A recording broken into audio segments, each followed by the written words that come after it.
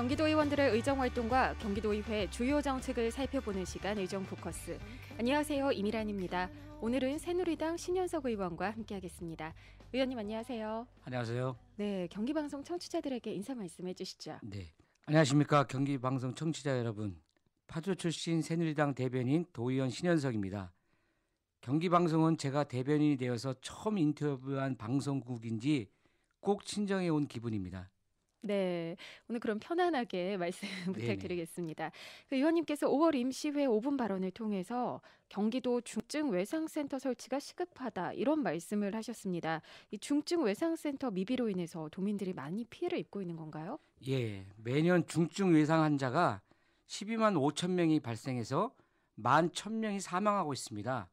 그런데 그 사망자 중에 적정하게 치료를 받으면 살릴 수 있는 중증 외상 환자가 연 3,500명에 달한다고 전문가들은 진단하고 있습니다.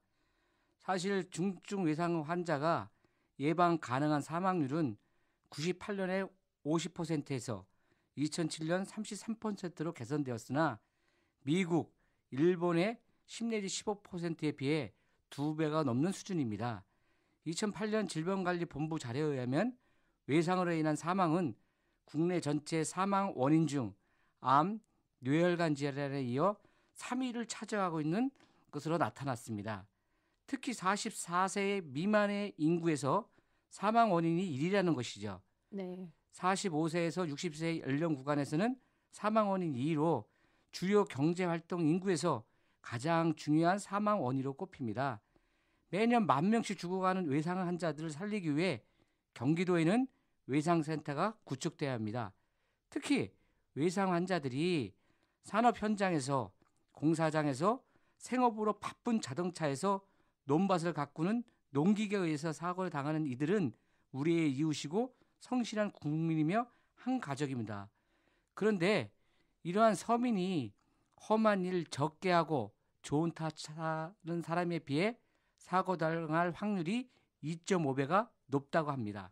네, 지금 이 중증 외상센터만 잘 갖춰져 있어도 생존율을 지금보다 훨씬 더 높일 수 있다 이런 의미인 것 같은데요. 네네. 지금 국회에서도 이국종법이라고 해서 응급의료법 개정안이 통과가 됐는데 이 정부와 경기도 차원에서 중증 외상센터 설치를 위해서 어떤 노력을 해야 될까요? 예, 맞습니다. 문제점에 대한 대책을 한번 생각해 봤습니다. 첫 번째는 외상 전문의, 외상 전문 간호사, 중환자 이송, 전문 간호사 등 전담 인력 양성 체계가 개발되고 지원돼야 한다는 것입니다.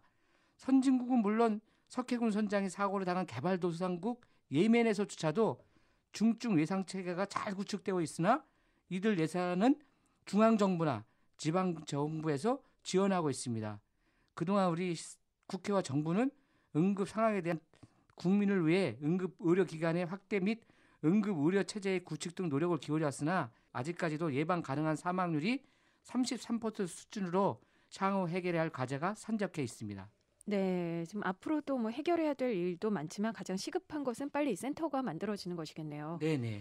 네, 이번에는 의원님 지역구 이야기를 해보겠습니다. 지역구가 파주시죠? 예, 맞습니다. 이 경기 영어마을 파주캠프 민간 위탁 동의안이 이번 5월 임시회에서 쟁점으로 부각이 됐는데요. 의원님께서는 여기에 대해서 어떤 의견이신가요? 예, 파주 영어마을은 2006년에 도민에게 영어권 문화체험과 평생 교육의 기회를 제공하기 위한 목적으로 설립되어 운영되어 왔습니다. 그런데 파주 영어마을의 경우 공공기관의 특성상 그간 다소 방만한 경영으로 인해 매년 수십억 원의 재정 적자와 유지 보수비가 필요하게 되었으며 영어 교육의 서비스 질이 떨어진 상황에 처해 있습니다. 그동안 영어 교육의 환경 변화로 인해 영어 교육 기관들도 치열한 경쟁 속에 다양한 교육 프로그램이 개발 운영되고 있었고 지속적인 재정 적자는 도 재정에 어려움을 주고 있는 것도 한 사실이었습니다. 그래서 이번에 민간 교육 기관의 전문직 경영 노하우가 필요한 시점이 되었다고 해서 본의원이 파주 영어 마을에 대해서 민간 위탁을 찬성 토론을 했는데 임시에서 부결되었지만 제 소신은 여전히 민간 위탁이 바람직하다고 생각합니다. 참고로 파주 영어마을 재정 운영 현황을 보면 2009년에 37억, 2010년에 41억, 2011년에 27억의 적자를 보았고 그리고 2012년부터 올해부터 2년간 시설 투자 개보수 직접 비용으로 11억 원이 소요될 것으로 판단됩니다. 네, 이 영어 마을의 경영도 개선하고 또 공공성을 확보하기 위해서는 또 많은 노력이 필요할 텐데요. 여기에 대해서 제안을 해보신다면 어떤 점이 있을까요? 예.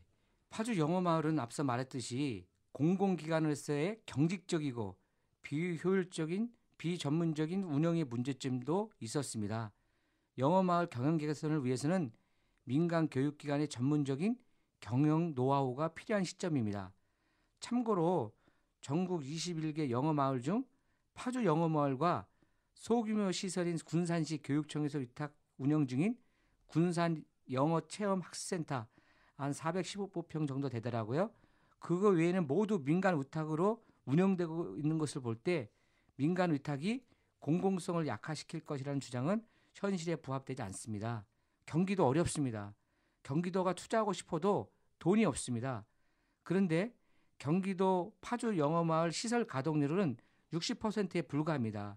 시설이 노후화되어서 얼마나 투자될지 모르는 상황에서 어떻게 하는 것이 과연 파주 영어마을을 살리는 길인지 도민만 바라고 판단해야 하나 이번 임시에서 민주당의 당리당략 차원에서 반대함으로써 파주 영어마을 민간 위탁이 부결되어서 본 의원은 상당히 실망감을 금치 못하고 있습니다.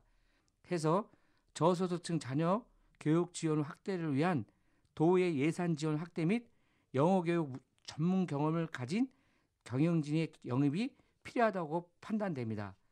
또한 파주 영어마을의 경우 헤이리 마을, 프로방스, 오두산 전망대 등 연간 400만 명 이상의 관광객이 파주를 방문합니다.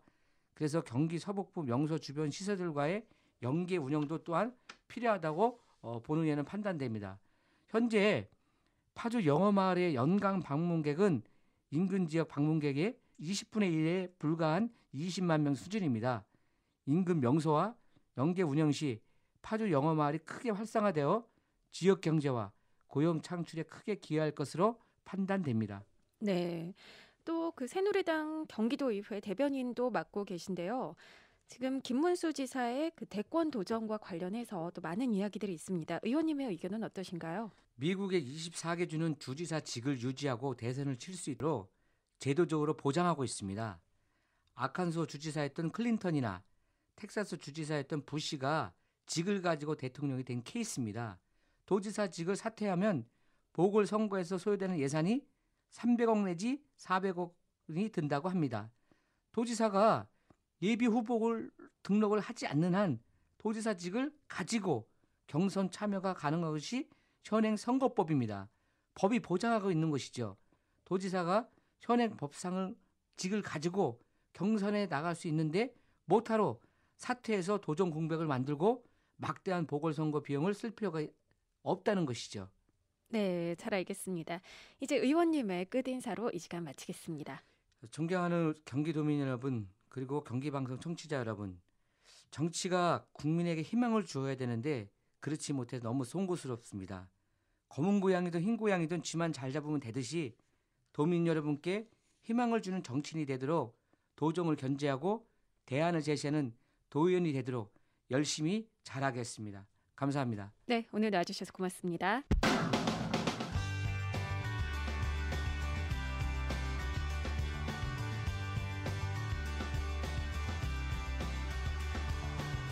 경기도 의원들의 의정활동과 경기도의회 주요 정책을 살펴보는 시간 의정포커스 신현석 의원과 함께했습니다. 고맙습니다.